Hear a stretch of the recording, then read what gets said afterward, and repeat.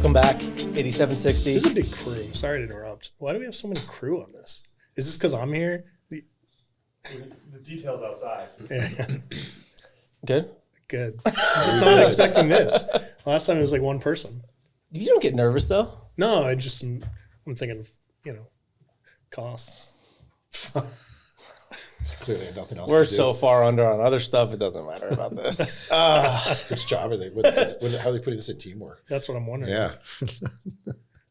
So, kicking off kind of the internal series for 8760, where we get to just kind of riff on some topics that are relevant, maybe share some unique thinking. Who knows? Technically, we'll see what comes out. Not kicking off. This is the second episode of the internal series.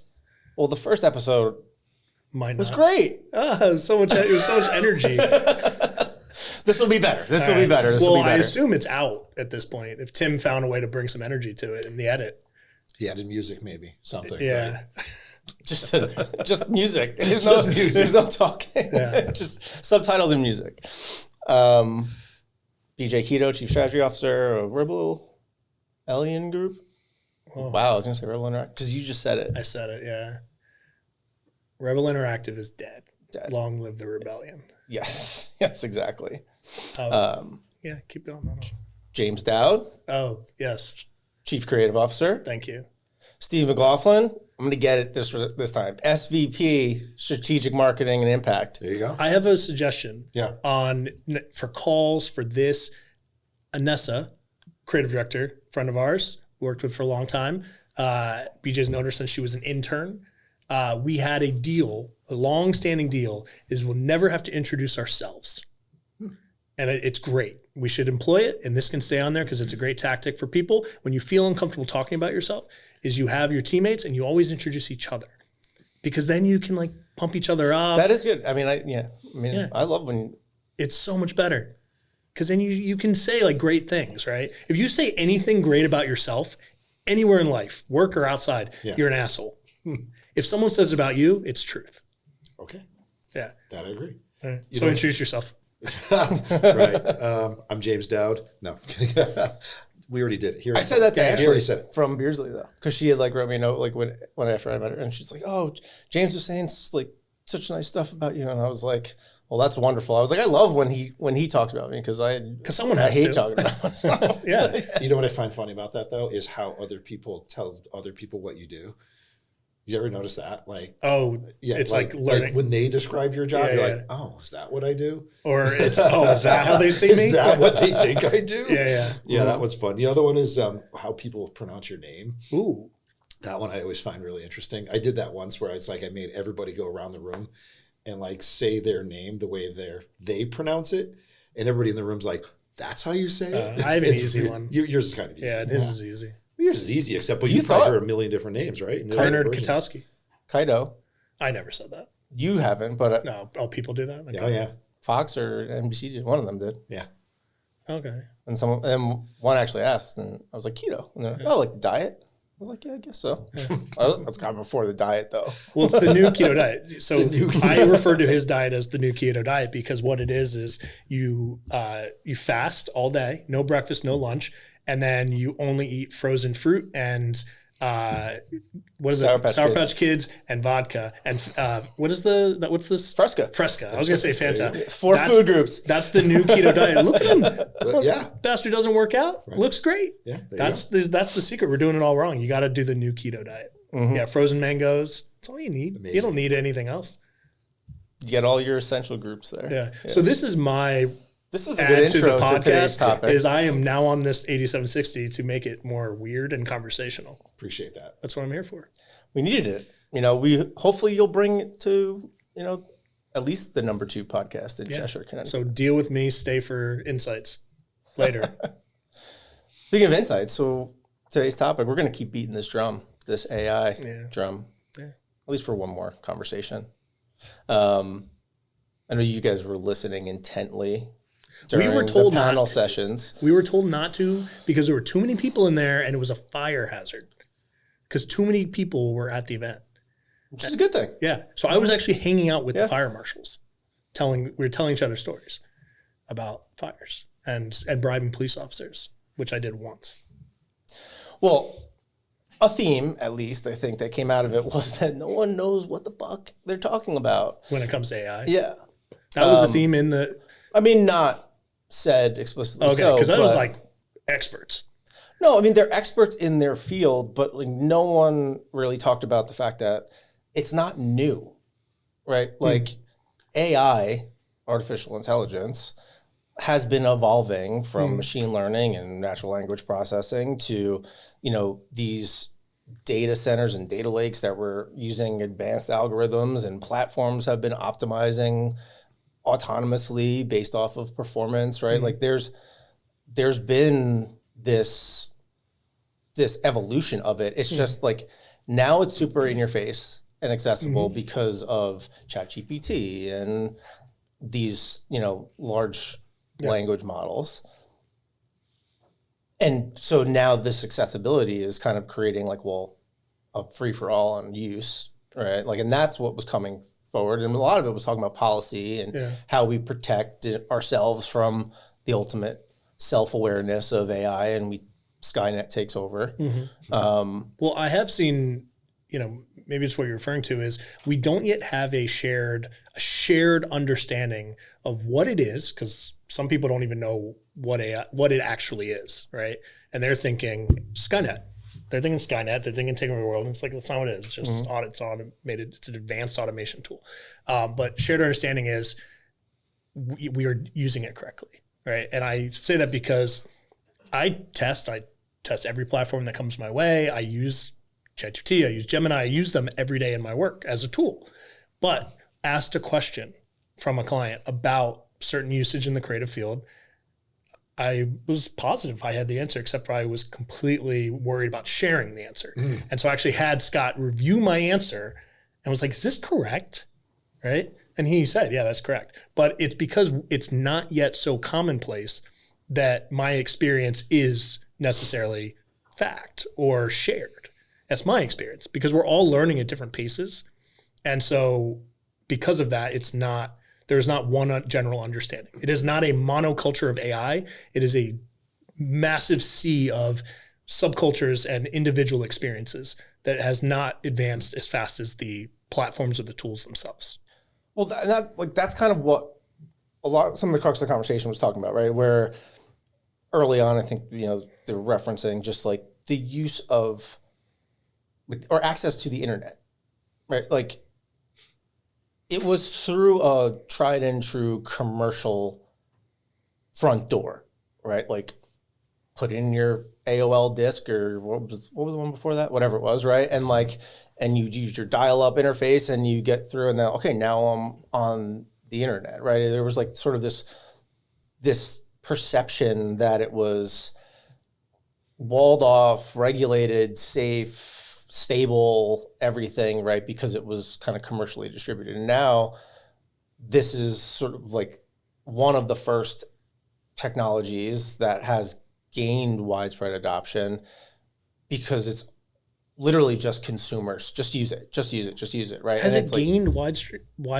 in our world, adoption? right? Like, when was the last time you used an AI platform? Like 12 probably minutes every ago. 20 minutes. So we use it, but I like, feel like outside of these walls, Yeah. no one uses it. No one I run into or talk about, it always seems like the conversation, like they're looking at it as magic, or that it's scary, right? Yeah. So so speaking of which, like, again, I was using AI, in some preparation for this conversation, right? I literally put some of these questions in just to see what it would tell me. Really interesting, right? Yeah, but we've adopted as a tool. But guess But most haven't, I don't believe. You know what? Like one of the things I saw, like just scanning LinkedIn today, top 60 AI tools. So think about that for a second. Top 60. Top 60. Here's Here's the top. too many to choose from. Here's 60. Yeah, right. Like I think most people think automatically like, oh, ChatGPT, right? Oh, that's my tool of choice or whatever, right? Or now Gemini is embedded in with everything. Or if you open up any of the Microsoft tools, it's like, oh, you've got well, I think that's a curated list too, because I think at one point I saw like a top 300, and it was like AI extensions for Chrome, and it was for video and for writing, for everything. So I think, you said it before, right? This is AI is a term that everybody's just throwing around now, but like machine learning has been around for a dozen years or more. People always ask, like, the concept of segmentation is not new. Like direct mail was like the original segmenter. When you rewind back to it's like, oh, there's a reason why you got pre-approved credit cards in the mail. Yeah. Right. This is going back 20 something years. So fundamentally, like how data is used has been around for decades. I think the access, to your point, the access to the information is what's kind of new. And like, this isn't entirely accurate, everyone that's going to critique this, but like there is this blurred line of informational wayfinding, really great at taking a ton of information and summarizing it or consolidating it, some usually interpreting it, but then like that really brackish transition to generative is the new, and that's the scary, right? Because like has become I think actually a wider tool than you may think. Has it reached 80% of the world? No, right? But like the use of it for simple tasks, for list curation, for ideation, for those types of things, right? Like if 20, 30% of the people are using it, that's pretty significant adoption early on, right? But then where like the lack of understanding comes is like, and where it gets dangerous is like, all right, now like just generate the answer or generate the next step or create this image or like define this next, because that's where at least we haven't governed it yet, right? Like there isn't this like, it has to be based off of this set of approved and accurate data, right? Or there's too much user manipulation for harm, right? That like can happen. Or there's no differentiation in the output. And so go look into Scout, our HR job tracking, applicant software. Go look at the dashboard with all the applicants. So how many come in a day? No one pays attention, but many come in every single 10, day. I was gonna say like a good amount. Depends on Yeah, 10 when a day if it's or a so, new yeah. posting, sometimes even more. Go scan through them and look at the cover letters, because the cover letters are in. You don't have to click into them; they're right there. I seriously go do it. They're so clearly AI generated. Every single one of them has the same first sentence. Interesting. Every single one of them has these are people in their 20s based off of a lot of the jobs that are posted, because that's where they're in their career. Go click through them. I'm not like every single one, click, click, click. You'll go through 30 and they all have the same first sentence. Interesting. It's clearly AI generated. So I was looking for designers, and I was skipping the ones that had that. And then there was none to look at, because I was like, these people don't think. We want people who can think. They're not thinking. They're copying, pasting. So I didn't even review the designer applicants because they weren't thinking. So that's a challenge. And like not even thinking, they were so lazy they couldn't even tell it to create a little bit of a different like right. It was like they didn't coach it at all. Yeah. There's just like write me an intro letter. Yeah. Okay, now make it different from the 5 you just wrote. Tough to get hired by a place called Rebellion, who tries to do things differently when you're doing things exactly the same as everybody else. But that's like that. I think is where a lot of the misconceptions around AI happen, right? And a lot of like the fear, a lot of the topics of conversation, at least where it came to cybersecurity AI, right, was this element of, revenge porn or stealing personal information, social security numbers, credit card information. I think Senator Maroney said it's like everyone has it already, right? Like for that certain part, but he was, sort of very focused on regulating use to prevent things like revenge porn.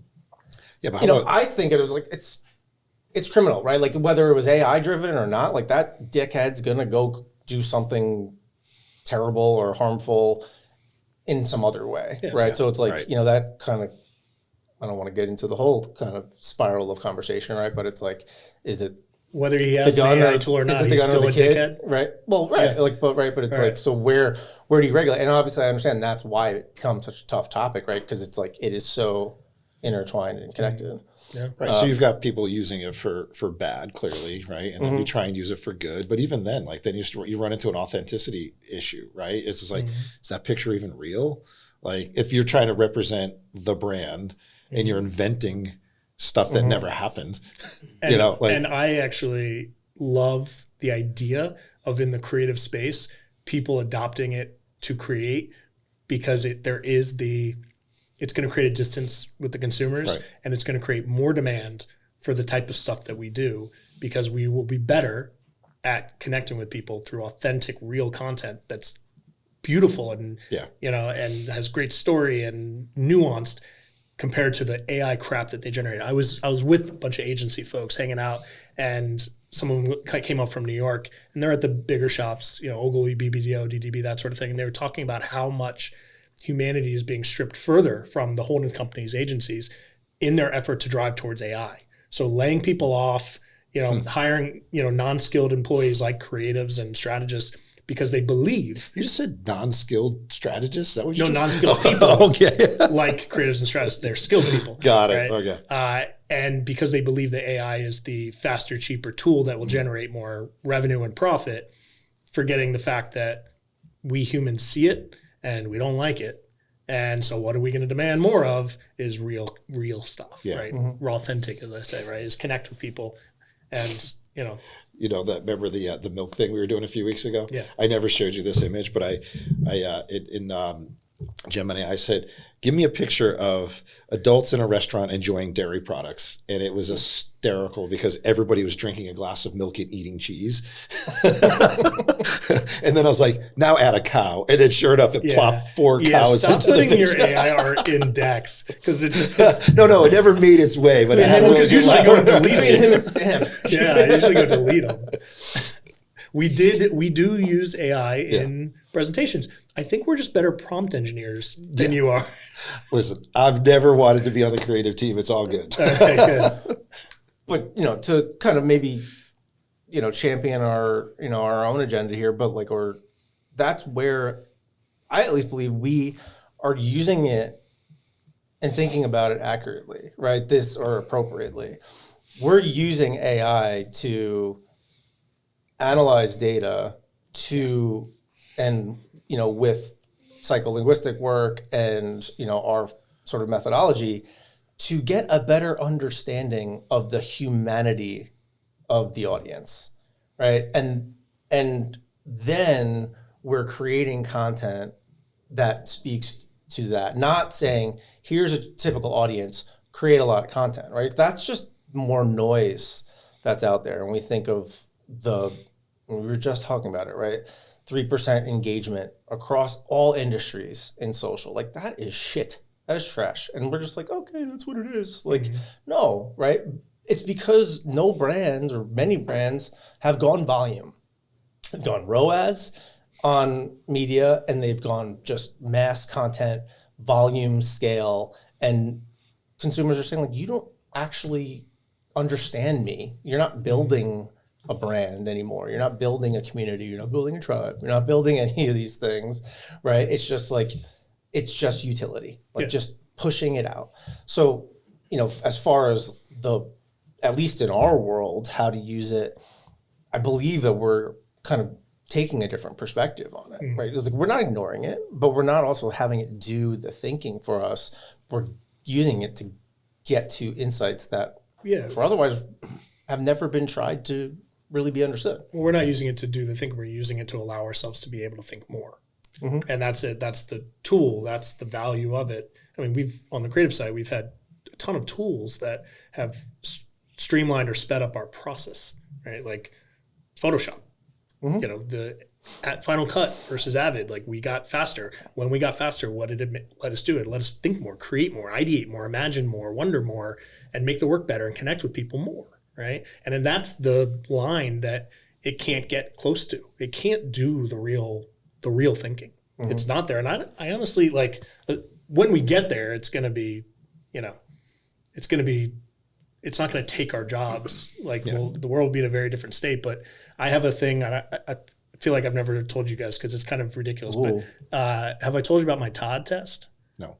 Oh boy. The Todd test is I want to understand any, whether it's Gemini, it's Llama, whatever it is, like its actual ability to create, real ability to create versus just slapping shit together that it pulls, like just collecting data and slamming it together, right? And so the Todd test came because every time there would be an update, first with ChatGPT, I want to see its ability to do true wordplay and make a joke. And so it can process information and spit it out. So you can say, speak to me like Han Solo, right? So what it does is it references Han Solo, his quotes, his sayings, and then it uses them. So he refers to Luke as kid. So it'll slap kid at the end of it's got Mad Lib though. It's just like, it just puts it together. Yeah. And so speak to me like Han Solo. And then I go, here are all the Todds I know, right? Completely out of nowhere. And I list like 3 people named Todd. This is Todd from work, right? This is Todd from lacrosse. And then all I wanted to say is never tell me the Todds. The moment it can do that, I'm unemployed. Because it can actually make that connection. It can't do it. It can't do it. It won't do it. And so that is like, it's always a reminder, you're a tool. You can't think, right? I'm better than you. Yeah, but never tell me the Todds. But you know what? I think eventually it might, though, right? If you somehow, yeah, well, it might. And it's just like, this is like kind of a weird, scary thing that happened literally today, where I asked a generic question. And it actually gave me back and by the way, it was a completely new chat, right? So it's like clean slate. And it gave me back an answer from other things I've talked about in ChatGPT, which is like, oh, it's actually learning who I am a little bit. Mm-hmm. Pretty interesting though, right? Yeah, well, that's also what's scary, right? Like we talk about it often as far as just like behavioral data. Yeah. Right? We've been beating it like just dead, right? As far as how flawed behavioral data is. Performance data. All of these models right now, and that's part of the scary part too, right, is that like they're not learning. They say that it's a controlled environment, right, because like they're taking the model, they're training 3.2 and then, or training 3.3, publicly accessed 3.2, whatever it may be. But the reality is that all of the conversations are being used to train. Right. And something you just said kind of, was a little bit of a light bulb too. It's like, if you're just stream of consciousness in a chat, right? It's like you're meandering. Its context window is only so far in what it can reference. So then it gets manipulated, right? Then its answers change and it learns differently and everything else. So it's like, not only are they training off of all of our use, we're also fucking with it, right? And by just like all these different questions, because we're trying to test it out. Right. And so it's like, we're throwing a bunch of random things into this model that's now training the model. And are we getting to this point where it does just become actually completely fantasy? Yeah. Well, what do you mean by fantasy? Like, what reality is it basing it off of? Oh yeah. I mean, the data's already skewed because you can't technically train some of these platforms because they don't want you to be able to manipulate it truly. You're informing it. You're giving it data that it can reference or it can. Well, they're taking your conversation and they're using it. Yeah. Right. But on our front end, but I gave it my book, I gave it my articles, and I said, analyze my writing style. And it analyzed my writing style, and I tweaked it. I said, more of this, less of that, never do this, analyze it again using those, and it does that. And it said, here's a prompt, write an article in my style. And it would write an article. And so like my last article, the next 3 are actually AI. It's my concept. I gave it the points, but it wrote the article in my style, right? Which is awesome. But I forgot even the point I was getting at as I set that up. I don't know. In on fantasy. Yes. Well, in that, it referenced my writing influence in my analysis, which was true. So it was picking up on things that like I have like a mix of like Walt Whitman, Aaron Sorkin. Like I have a style that I picked up over the years from who I like and who I read repeatedly, and it recognized it. Because some of the language and the punctuation usage, your influences are these. And I'm like, holy fuck, those are my influences. But then when I had it write an article, it now is informed that this is my influence. And it quoted Walt Whitman in the intro of an article. And I was like, that doesn't sound like him. And I Googled it. He never fucking said it. Oh, made it up. It made it up. It was fantasy. It said, if all this is true and James likes this writer and he's trying to express this, connect dots, use writer, boom, here's a quote. Not real. Fantasy. We're already there. Yeah. We are moving into fantasy world. And when we are doing our cover letters and we're not organically thinking ourselves, we are taking this automated tool as fact, as truth, as the way forward. We are all in fantasy world. We are getting dumber by the second. Yeah, but I mean, I've always, from my perspective, I've always been a better editor than creator, right? So it's just like, fine, write me a draft, and then I'm going to change it 50% anyway. But would you, if you saw that quote in the I first would paragraph, 100% want to know if it was real. or no, would you gone like, oh, that's a good quote. That's a Like, good quote. Thank you, ChatGPT, or whatever I it is. probably Thanks would. for pulling that from the the archives. I would probably validate that it was real, and then I'm like, well, it's a good quote, so now it's my quote. I don't know. Yeah.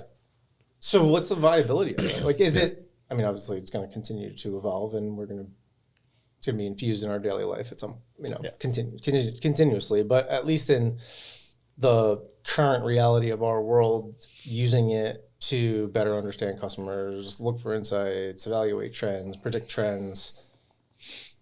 Is it valuable truly? Is it wayfinding? Is it dependable? What do we think? I mean, on the creative side, it's entirely valuable tool when we think of ideation. It cannot ideate appropriately. We had one recently where we had a meeting set. The client then decided they wanted a whole new ask to the meeting, which was campaign concepts. But we only had a day. We had less than a day to do it. Meanwhile, we had to get all our other tasks done. So a normal human being would have said, like, actually, let's save that part for 2 weeks from now so we can actually do that and think and create. We didn't, but we got it done and it succeeded. They went with it because we use ChatGPT as a conversation starter. Like, so we're there working as humans, but getting inputs from chat by using it as a tool in real time, and it was fueling us. So every piece it gave us, we just went 10 steps forward. We leaped ahead. Mm-hmm. So we went from something that normally would have taken hours, days, weeks. Now it's measured in minutes because we were using the tool effectively. And then we generated the presentation, the visuals with image generation. And so what an entire deck, all the concept mock-ups, everything we did in minutes. And were they perfect? No. Did the client? No. Did they care? No. Because they saw what it could be. And so it's incredible for what it can do for us if we use it appropriately and effectively. It's like, seems like divergent thinking, brainstorming. Yeah. Wayfinding, like that.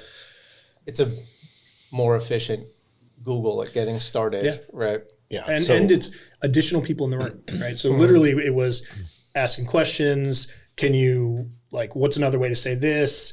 We were using it as two other laptops or two other people who were processing, come up with new ways to say something, trying things. Most of it's garbage, right? But, that's part of a brainstorm. You throw stuff out there, right. and it fuels a conversation. It keeps things moving. Yeah. And so, it was two people brainstorming, but really it was 2 + 2 AI, machines generating the ideas faster. So in my world, so we were actually joking about this. Like, we need the data, right? We're like, the data, that's like, what do you mean by we need the data, right? And that, I mean, but to your point, it's just like, do we need to analyze the customer database? Do we need to find out who's not buying, not who is buying? Do we need to and it's just like, just go pull some data. And it's just like, okay, well, we've been talking a lot about how, let's make sure we're asking the right questions first, right? So starting with that. Now that is not a ChatGPT or AI thing. It's just kind of, let's fundamentally, what problem are we trying to solve? And then kind of like you, right? Like, well, let's just go wayfind as you were calling it, right? Is it like, do we want to know more about the target audience? What's already out there? What segments exist? Who's succeeding in those segments? Like, it really, it quickens up like how fast you can get access to it. And then once, so again, back to the data too, it's just like, okay, now we've got all of this information. Like, how do we compile it in a way that so like now it just starts to make more sense? Yeah. I think that's the connectivity, like, to the creative piece, right? From whether it's ongoing planning or upfront strategy. And to your point, right? There's so many different data sources that businesses have for those customers, media performance, engagement, trade show attendance, whatever it is, right? And so often what we need to do is look at all these different data sources and say, okay, well, what's meaningful here? What's meaningful here? What's meaningful here?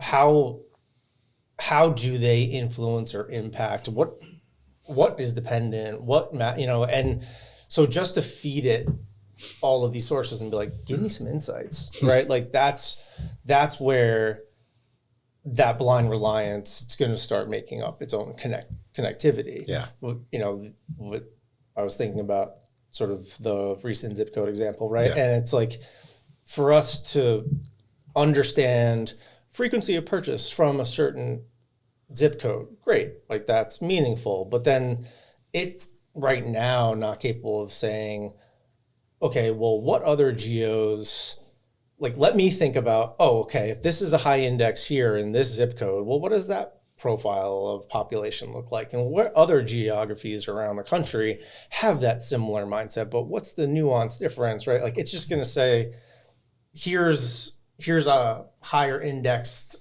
performing geo, let's double down there, right? Like it's not going to get those secondary, tertiary levels of connectivity that really are the insights that then drive the creative.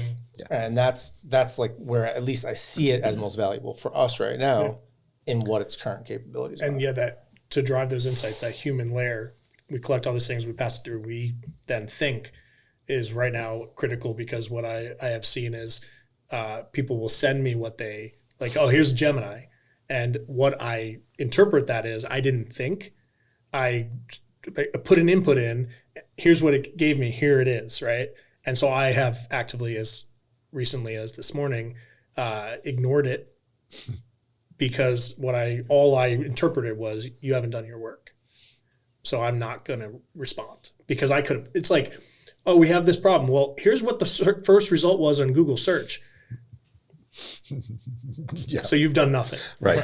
You've done nothing. That was my interpretation. Well, it's like, it's the sporting good product that, we were working on, and the assessment of the marketplace and the consumer audiences from AI versus the understanding that, yes, a competitive athlete in the space is a relevant audience to that product, but the niche that the product was in, right, which was more novelty or fashion oriented, whatever it may be, isn't really going to be a viable option for that audience. And what about gifting, or what about the casual, or what about there are all these other areas that it wasn't able to understand. It's like, okay, product, this who buys, for utility, this is your audience, and without the proper sort of coaching and prompting and giving it that context, we would have gone down a really far rabbit hole of putting together an entire plan to target enthusiasts of the sport who really probably would have laughed off the product, because it's not, anything that's going to give them a competitive advantage. Yeah, I can't say never tell me the Todds. We should wrap it up. We got to. So can I throw one thing out there? Sure. Because one of the things that we're now finding is that what you were saying before, BJ, too, it's like the nuances within zip codes, or that so you can legit come up with a minimum of 20 different personas or personality types that you're trying to reach or target, whether it's geographical or just age-based or just straight up personality. So now if we truly want to modify creative so that the messaging is going to resonate for 20 different segments, and I mean, it could be 200, executing the creative, right? You got to come up with a way so that I can be like, here you go, here's the 20 different personas. Now you need to make 20 variations of that creative so that it resonates with those folks. Sure, manually, or is there an easier way to do it, right? Because that now I just look at the economics of can our clients actually afford to do that, right? Well, then get some money. Well, that would be nice. Sure, the budget just tripled for quadrupled. No, we don't work for free, but that's the reality, right? It's just like the right way to do it is here's all the segments, but then we've got to execute on that. We've got to set That's up. a whole nother topic. Next episode, I know. wanting advanced technology, advanced processes. but for free. Yeah. No, not for free. 100% not for free. But that's like that is the challenge, right? It's like, yeah, we can come up with all these great, unique strategies and segments and messaging types, but it's just like, but then you got to execute on it. Can anybody actually afford to do it, right? Yeah. I mean, the challenge right now is it's going to be this balance of testing, trial, and then kind of honing in on what is viable and continues to work. It's a lot like all the other technologies that we see, that evolve, platforms that evolve, and social networks that evolve. Like, is this going to be viable? Are people going to really come here, or is it going to fizzle out like Vine? So I don't know. I don't know that we actually got anywhere, but I feel like there's a couple. At least I learned about the Todds. Studio audience, was a good episode? We got 2 thumbs up and then 2 people who ignored us. And a golf clap. So, all right. Till next time. Yeah. Thanks, all right. gentlemen. Awesome. Bye. Peace.